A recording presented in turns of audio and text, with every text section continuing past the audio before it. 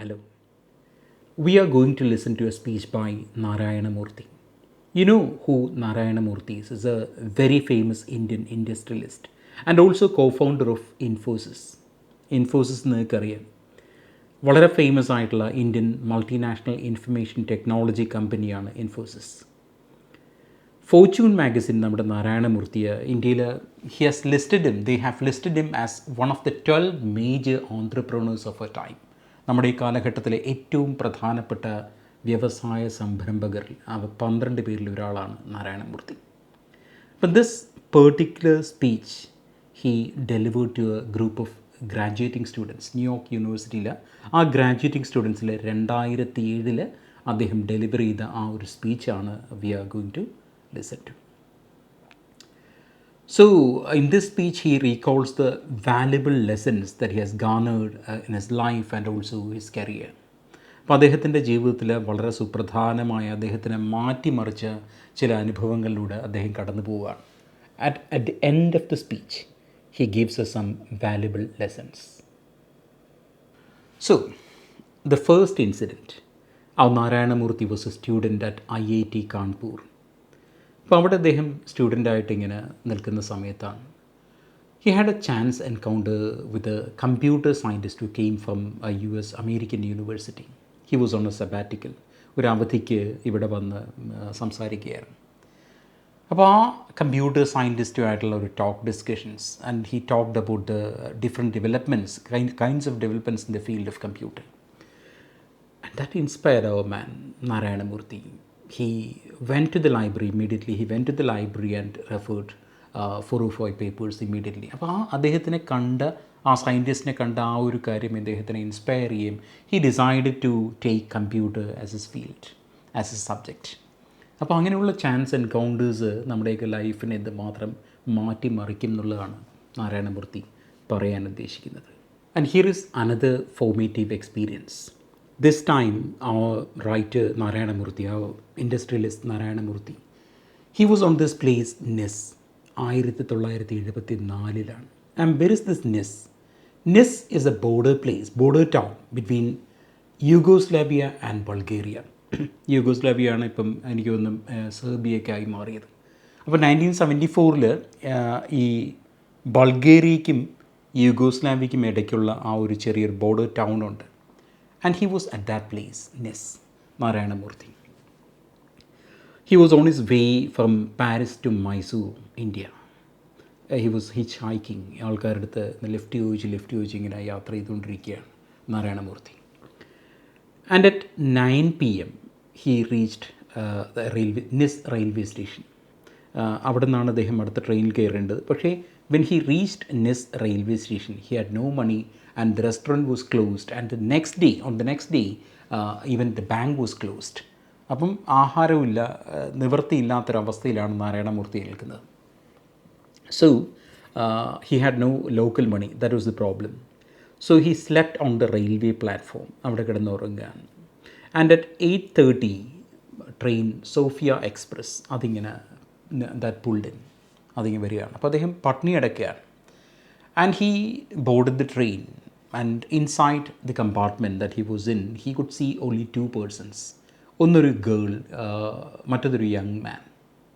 And this girl, I think he started talking to that girl in French, സംസാരിക്കുകയാണ്. അപ്പോൾ girl was from Bulgaria. Bulgaria എന്ന ഒരു communist കൺട്രിയാണ്. ഈ iron കേർട്ടിൻ്റെ പുറകിൽ ഒരുപാട് സഫർ ചെയ്യുന്ന ആൾക്കാരുള്ള ഒരു രാജ്യത്ത് നിന്ന് വരുന്നതാണ്. And that girl and Narayana Murthy, they talked in French about the problems. She was telling him all the problems in her place. ഇതാണൊക്കെ എന്തുമാത്രം കഷ്ടപ്പെട്ടാണ് അവർ ജീവിക്കുന്നത് എന്നൊക്കെ പറയുകയാണ്. And this young man, he went and reported this matter to a policeman. And this policeman came. എന്താ ചെയ്ത്? ആ പെൺകുട്ടി അപ്പോഴേ കൊണ്ടുപോയി. ഇദ്ദേഹത്തിന് നമ്മുടെ നാരായണമൂർത്തിയെ ഡ്രാഗ് ചെയ്ത് വലിച്ചഴച്ചുകൊണ്ട് അവിടെ ഒരു ചെറിയൊരു മുറിയുണ്ട്. ആ റെയിൽവേ സ്റ്റേഷനിലൊരു ചെറിയൊരു മുറിയുണ്ട്. 8x8 ഫുട്ട് മാത്രമുള്ള വളരെ ചെറിയൊരു മുറി. ദസ് എ ഹോൾ ദാറ്റ്, അതാണ് അവിടുത്തെ ടോയ്ലറ്റ് എന്ന് പറഞ്ഞു കഴിഞ്ഞാൽ അതാണ്. അങ്ങനൊരു മുറിയിൽ കൊണ്ട് ഏതാണ്ട് 72 hours he was put inside that small prison like thing. അത് കഴിഞ്ഞിട്ട് 72 hours കഴിഞ്ഞിട്ടാണ് the door was open. He was dragged out. There was no water, no food for 72 hours. അതിനുശേഷം വലിച്ചഴിച്ചുകൊണ്ടൊരു കമ്പാർട്ട്മെൻറ്റിൽ കൊണ്ടിടുകയും ഇയാൾ അവിടെ നിന്ന് ആ സ്ഥലത്ത് നിന്ന് പുറത്തേക്ക് ഡിപ്പോർട്ട് ചെയ്യുകയാണ്, പുറത്തേക്ക് അങ്ങ് അയക്കുകയാണ്. അദ്ദേഹത്തിന് ഒരു കാര്യം മാത്രം അദ്ദേഹം കേട്ടു, അതായത് ഈ ഗാർഡ് പറയുന്നത്, just because you come from India and India is a friendly country, അതുകൊണ്ട് മാത്രമാണ് നിങ്ങൾ ഞാൻ വിടുന്നതെന്നുള്ളതാണ് എന്ന് പറഞ്ഞിട്ട് അദ്ദേഹത്തിന് അങ്ങ് വിടുകയാണ്. അദ്ദേഹം രക്ഷപ്പെട്ടു പോവുകയാണ്. ഇതൊരു വളരെ അദ്ദേഹത്തിനെ മാറ്റിമറിച്ച ഒരു ഫോർമേറ്റീവ് എക്സ്പീരിയൻസ് ആയിരുന്നു ഫോർ ആ person Narayana Murthy. So this particular incident made him rethink about communism. He had a communist leaning before, but now, after what he heard from that girl who came from Bulgaria and the kind of things that she had to go through living in a communist country, ഇതൊക്കെ അദ്ദേഹത്തിന് ഒരുപാട് മാറ്റങ്ങളുണ്ടാക്കി. And this is the reason why he later said that he became a capitalist rather than a communist. He started as a communist, but later he made that transformation. This particular incident helped him do that. അദ്ദേഹം ഒരു ക്യാപിറ്റലിസ്റ്റായിട്ട് മാറി. Career entrepreneur, ഒരു വ്യവസായിക്കാണ് ഒരുപാട് പാവങ്ങൾക്ക്, ഒരുപാട് പേർക്ക് ജോലി കൊടുക്കാൻ അവർക്കാണ് കൂടുതൽ സാധ്യതകളുള്ളത് അദ്ദേഹം മനസ്സിലാക്കുകയാണ്. And this is a formative experience as far as Narayana Murthy is concerned. So the first two incidents that Narayana Murthy has told us, they were chance encounters. His meeting with that computer scientist who came all the way from an American university to Kanpur, IIT Kanpur, and Narayana Murthy listening to him eagerly. That changed him, that inspired him, that motivated him to take computer science as a subject. Transformed him a lot. Then that second incident when whatever happened in Nis, that border town between Yugoslavia and Bulgaria, അവിടെ ട്രെയിനിൽ ആ പെൺകുട്ടിയായിട്ട് സംസാരിച്ചത്, പിന്നെ അദ്ദേഹത്തിന് jail കണക്കുള്ള വളരെ narrow ആയിട്ടുള്ള ആ ഒരു സെല്ലിൽ അടച്ചതൊക്കെ നമ്മൾ കണ്ടതാണ്. അതും അദ്ദേഹത്തിൻ്റെ ലൈഫിൽ ഒരുപാട് മാറ്റം വരുത്തി, അല്ലേ?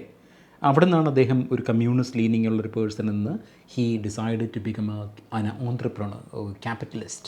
ആ ഒരു ട്രാൻസ്ഫോർമേഷൻ നടക്കുന്ന അവിടെയാണ്. അപ്പോൾ ഇതെല്ലാം ചാൻസ് എൻകൗണ്ടേഴ്സാണ്, ആകസ്മിക സംഭവങ്ങളാണ്. ഇനി അദ്ദേഹം പറയാൻ പോകുന്നത് അദ്ദേഹത്തിൻ്റെ കോൺഷ്യസ് ആയിട്ടുള്ള ഡിസിഷൻ അദ്ദേഹത്തിൻ്റെ ലൈഫിലുണ്ടാക്കിയ മാറ്റങ്ങളെ പറ്റിയാണ്. The first incident happened in 1990, winter 1990, when 5 of the 7 founders of Infosys met at a suburban place in Bangalore. അവിടെ എന്തിനാണ് അവർ മീറ്റ് ചെയ്യുന്നത്? C at that time Infosys വളരെ ലാഭത്തിലായി കഴിഞ്ഞു. $1 million ആണ് അത് വിറ്റ് കഴിഞ്ഞാൽ അവർക്ക് കിട്ടാൻ പോകുന്നത്. So they were ecstatic, they were very happy. അവർ തീരെ പ്രതീക്ഷിച്ചതല്ല, ഇൻഫോസിസ് ഇത്രയും വളരുമെന്ന് അവർ പ്രതീക്ഷിച്ചതല്ല. So discussion was going on, the spirits were very high, എല്ലാവരും വളരെ ഹാപ്പിയാണ്. പക്ഷേ Narayana Murthy remain silent. He did not take part in that discussion. He was not eager to. അവസാനം നാരായണമൂർത്തിയുടെ ഊഴം വന്നു. എന്താണ്? ഇപ്പം നാരായണമൂർത്തി പറഞ്ഞു, ഓക്കെ, നിങ്ങളെല്ലാവരും വിറ്റഴിക്കുകയാണെങ്കിൽ ഞാൻ ആ ഷെയറൊക്കെ വാങ്ങിച്ചോളാം. Just imagine, he didn't have that much money in his pocket with him, but still he told them that this is not a wise decision. നമ്മളിതുവരെ ഇൻഫോസിസിന് എത്തിച്ചു.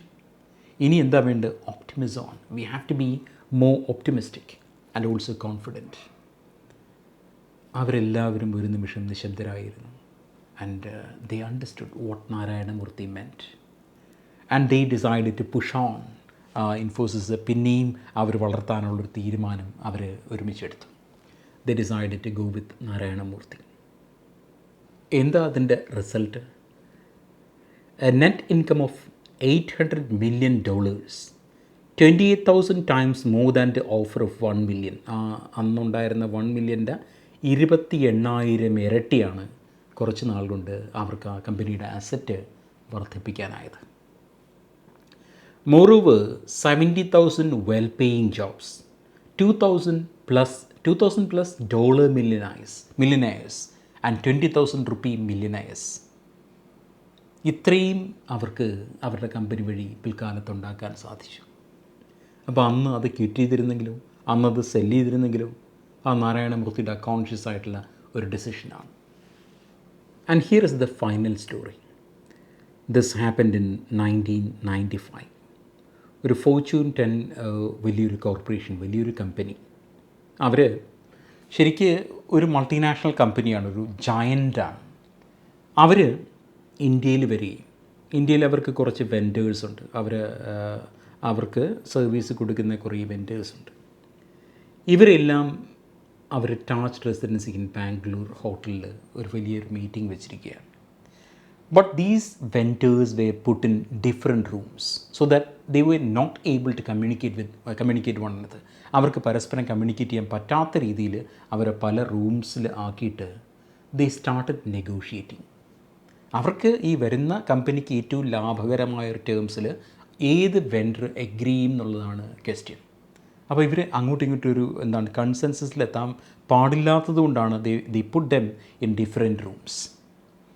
അപ്പോൾ അവർ ഏറ്റവും കുറഞ്ഞ വില കൗട്ട് ചെയ്യുന്നവർക്കായിരിക്കും അവർ ഇത് കൊടുക്കുന്നത്. ഭയങ്കര ക്രൂഷ്യലായിട്ടുള്ളൊരു മൊമെൻറ്റാണ്. അപ്പം ഇൻഫോസിസിനെ സംബന്ധിച്ചിടത്തോളം അവർ ഒരു റേറ്റ് കൗട്ട് ചെയ്യുമ്പോഴത്തേക്ക് ആ റേറ്റിന് അനുസരിച്ചുള്ളൊരു ക്വാളിറ്റി ഓഫ് സർവീസ് ഉണ്ട്, അതിൽ കോംപ്രമൈസ് ചെയ്യാൻ പറ്റില്ല. പക്ഷേ അവസാന ഘട്ടം വന്നപ്പോഴത്തേക്ക് ഇവരുടെ ഒരു പക്ഷേ ഈ കൗട്ട് ചെയ്യുന്ന പ്രൈസ്, അതിൻ്റെ ഒരു സ്റ്റേക്ക് എന്താണെന്നറിയോ? ഒരു 25% ഓഫ് ഇൻഫോസിസ് റവന്യൂ എന്ന് പറഞ്ഞു കഴിഞ്ഞാൽ ഈ ഒരൊറ്റ കമ്പനിയിൽ നിന്നാണ്. അപ്പോൾ ഈ കമ്പനിയുടെ ബിസിനസ് പോയി കഴിഞ്ഞാൽ ഇൻഫോസിസിന് ഭീകരമായൊരു അടിയാണ്. And at the end the honest, the burden of taking that decision, whether you have to agree to the terms dictated by that company, that Fortune 10 corporation, അവർ പറയുന്ന ടേംസ് എഗ്രി ചെയ്ത് പോകണോ വേണ്ടേ എന്നുള്ള തീരുമാനമെടുക്കാനുള്ള ആ ഒരു അധികാരം വന്നത്, ആ ഒരു ചോയ്സ് വന്നതെന്ന് പറഞ്ഞാൽ നാരായണമൂർത്തിക്കാണ്. And Narayana Murthy said an emphatic no, a very strong no. ഒരു ക്വാളിറ്റിയിൽ യാതൊരു കോംപ്രമൈസും ഇല്ല എന്നുള്ളൊരു തീരുമാനം ബോൾഡായിട്ടെടുത്തു. ആ ഒരു ഡിസിഷൻ ഒരു പക്ഷേ എനിക്ക് തോന്നുന്നു അത് പറയുന്നില്ല, ആ ഒരു ഓപ്പർച്യൂണിറ്റി പോയിട്ടുണ്ടാവും. പക്ഷേ അവിടെ വെച്ചാണ് നാരായണമൂർത്തിയും അതുപോലെ ഇൻഫോസിസും ഈ റിസ്ക് ഫ്രീ ആയിട്ടുള്ള രീതിയിൽ, അതായത് ഒരു കമ്പനിയെ തന്നെ ഒരുപാട് ആശ്രയിക്കാതെ ബിസിനസ് ചെയ്യാൻ വേണ്ടിയുള്ളൊരു തീരുമാനമെടുക്കുന്നത് ഈ ഒരൊറ്റ ഇൻസിഡൻറ്റ് വഴിയാണ്. സോ വളരെ അഗ്രസീവായിട്ടുള്ള നെഗോഷിയേഷൻ സ്റ്റൈലാണ് അവർ കൊണ്ടുവന്നത്. So their arguments, that means the arguments from the side of Infosys failed to cut any ice with them, Fortune 10 company. അതോടുകൂടിയാണ് negotiation ശരിക്കും പറഞ്ഞു കഴിഞ്ഞാൽ പൊളിഞ്ഞത്. So they decided not to take it. So there is a turning point in the life of Infosys. And after that, Infosys created a risk management council.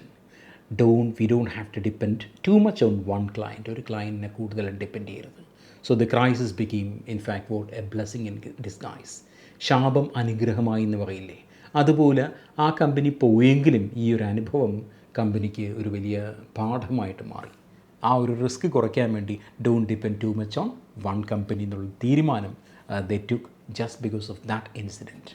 So now Infosys has a very sound de-risking strategy. What are the life lessons that Narayana Murthy wants to share with us?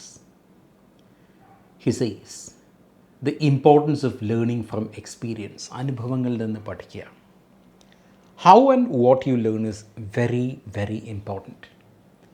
If the quality of learning is very high, then the development gradient of your company is also very high.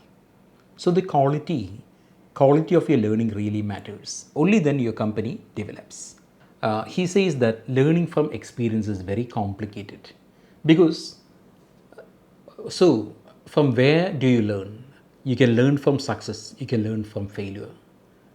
Failure എന്ന് പഠിക്കാൻ it's easy to learn from failure because you know that where exactly you failed and you only have to correct that. But when you are successful, it's very difficult to learn any lessons from success. കാര്യം നമ്മളത് ചെയ്ത കാര്യങ്ങൾ repeat ചെയ്തുകൊണ്ടേയിരിക്കും. You will be scared to go to new terrains, experiment in new terrains. പുതിയ മേഖലയിൽ പരീക്ഷിക്കാൻ കാര്യം നിങ്ങളിവിടെ വിജയിച്ചതാണ്, അപ്പോൾ അത് തന്നെ പരീക്ഷിച്ചുകൊണ്ടേയിരിക്കും. You stay at one place. That is a problem of learning from success. Then he talks to us about the importance of chance events in his life. We have already heard a few of them that happened in his life, that his chance encounter with that computer scientist at IIT Kanpur. Second one, whatever happened at Nis, that border town between Yugoslavia and Bulgaria. പിന്നെ അദ്ദേഹം പറയുന്നുണ്ട്, അദ്ദേഹത്തിൻ്റെ conscious decisions ഉണ്ടാക്കിയ ആ രണ്ട് സംഭവങ്ങൾ നമ്മൾ കേട്ടതാണ്. His decision to push on with Infosys even after the initial success. രണ്ടാമത്തത്, his decision to say no to that big company which came from US. അത് വന്നിട്ട് അവരുടെ അടുത്ത് നോ പറയാനുള്ള ആ ഒരു ആർജവം. അപ്പോൾ ഇത് രണ്ടും ഇമ്പോർട്ടൻ്റ് ആണ്. One is chance events and also second one where you have to take intentional choices. So even though he tells us that even though many things happen to us accidentally, we don't have any control over them. പക്ഷേ it is important how you respond to those accidental things that happen without any control. How you react to that, how you respond to that, that is very important. And the mindset one works with is also very important. What do you believe in? Ability is inherent or it is acquired. നമ്മുടെ ഒരു കഴിവുണ്ടല്ലോ, ആ കഴിവ് നമ്മുടെ ഉള്ളിൽ തന്നെ ഉള്ളതാണോ അതോ അത് നമ്മൾ നേടിയെടുക്കുന്നതാണോ? Inherent or acquired, that is the question. The former view, that means ability is inherent, makes you static. അവിടെ എന്താ പറ്റുന്നത്? That's a fixed view point. You don't grow, you don't evolve, you avoid challenges. അപ്പോൾ നമ്മൾ അവിടെ തന്നെ ആ ഗ്രൗണ്ടിൽ തന്നെ നിൽക്കുകയാണ്. എന്തെങ്കിലും ഒരു പ്രശ്നം, യു അവോയ്ഡ് ദോസ് ചലഞ്ചസ്, വെല്ലുവിളികൾ ഒഴിവാക്കും. രണ്ട്, നെഗറ്റീവ് ഫീഡ്ബാക്ക്, അത് കേൾക്കാതിരിക്കും. You just ignore those negative feedback. And these things actually lead people to a plateau. Plateau എന്ന് പറഞ്ഞു കഴിഞ്ഞാൽ ഒരു സമതലത്തിൽ ഒരിക്കലും അവരുടെ ഒരു ഫുൾ പൊട്ടൻഷ്യലിലോട്ട് വളരാൻ പറ്റാത്ത രീതിയിൽ ഒരു സമതലത്തിലൂടെ അത്ര മാത്രമേ അവരെത്തുള്ളൂ. They never grow beyond a point because they believe that ability is inherent. They don't do anything to work on that ability so that they can improve it. പക്ഷേ മറിച്ച് രണ്ടാമത്താണെങ്കിൽ അതൊരു ഗ്രോത്ത് മൈൻഡ് സെറ്റാണ്. That ability can be acquired. അത് പഠിച്ചെടുക്കാം, നേടിയെടുക്കാം എന്ന് പറയുന്ന ആ ഒരു മനോഭാവം, അതൊരു വളർച്ചയുടെ മനോഭാവമാണ്, എ ഗ്രോത്ത് മൈൻഡ് സെറ്റാണ്. That leads to tendency to embrace challenges, പുതിയ ചാലഞ്ചസ് അതിനെ എംബ്രേസ് ചെയ്യുക, അതിനെ വെൽക്കം ചെയ്യുക. So that every challenge that you face you become a better person, you grow. അല്ലേ, നമ്മൾ വളർന്നുകൊണ്ടേയിരിക്കും. You learn from criticism, people criticise you. മറ്റേതാണെങ്കിൽ നമ്മൾ ക്രിറ്റിസിസം നമ്മൾ ഒഴിഞ്ഞു മാറിക്കൊണ്ടിരിക്കുകയാണ്. Here you embrace them, you try to pick a lesson, pick a leaf from those criticism. അതിൽ നിന്ന് നമ്മൾ ഓരോ കാര്യങ്ങൾ പുതിയതായിട്ട് ആർജിക്കാൻ വേണ്ടി ശ്രമിക്കും. So that is very important. Such people reach even greater heights. എങ്ങനെ? Greater levels of achievement. അവരിങ്ങനെ ഓരോ നിമിഷവും പഠിച്ച് അവരിങ്ങനെ വളർന്നുകൊണ്ടേയിരിക്കും. That is a difference between എന്താണ് ആ എബിലിറ്റീസ് ഇൻഹെറൻറ്റ് എന്ന് പറയുന്ന ആ ഒരു കാഴ്ചപ്പാടുള്ളവരും എബിലിറ്റീസ് അക്വയർഡ് എന്ന് പറയുന്ന ആ ഒരു കാഴ്ചപ്പാടുള്ളവരും. ഈ ഒരു fourth theme, that is also very important. In fact, that is the cornerstone of Indian spiritual tradition, says Narayana Murthy. എന്താണത്? സെൽഫ് നോളജ്, അവനവനെ പറ്റിയുള്ള തിരിച്ചറിവ്. That is very very important. It helps develop a more grounded belief in oneself. നമ്മളെ പറ്റിയുള്ളൊരു ബോധം എന്ന് പറയുന്നൊരു കാര്യം. Grounded belief in oneself gives us courage, determination and above all humility. ഇതെല്ലാം തരുന്നതാണ് നമുക്ക് നമ്മളെ പറ്റിയുള്ള ആ തിരിച്ചറിവ്, അറിവ് എന്ന് പറയുന്നൊരു കാര്യം. So these are important. One a growth mindset, ആ വളർച്ചയുടെ ആ ഒരു mindset. The power of chance events and then self reflection, self knowledge. ഇതെല്ലാമാണ് ഏറ്റവും ഇമ്പോർട്ടൻ്റ് ആയിട്ടുള്ള കാര്യം എന്നാണ് നാരായണ മൂർത്തി പറയുന്നത്. So this is what Narayana Murthy concludes a speech with. He tells us that we are only temporary custodians of the wealth that we generate. നമ്മളുണ്ടാക്കുന്ന പണം, ലാഭം, സ്വത്ത്, സമ്പാദ്യം, ഇതിൻ്റെയൊക്കെ ഒരു താൽക്കാലിക കസ്റ്റഡി മാത്രമേ നമുക്കുള്ളൂ. മറ്റാരേക്കോ കഷ്ടപ്പെട്ടതിൻ്റെ ആ ഫലമാണ് വി ആർ എൻജോയിങ് നൗ. അപ്പോൾ നമ്മളും എന്താണ് ഫ്യൂച്ചറിലേക്ക് അല്ലെങ്കിൽ ഭാവി തലമുറ എന്ന് പറയുന്ന ഒരു കാര്യം, ആ ഒരു കൺസേൺ എന്ന് പറയുന്നൊരു കാര്യം വി ഷുഡ് ഓൾവേസ് ഹാവ്. അത് നമ്മുടെ ഉള്ളിലിങ്ങനെ എപ്പോഴും ഉണ്ടായിരിക്കണം. That should be our secret responsibility. That's all.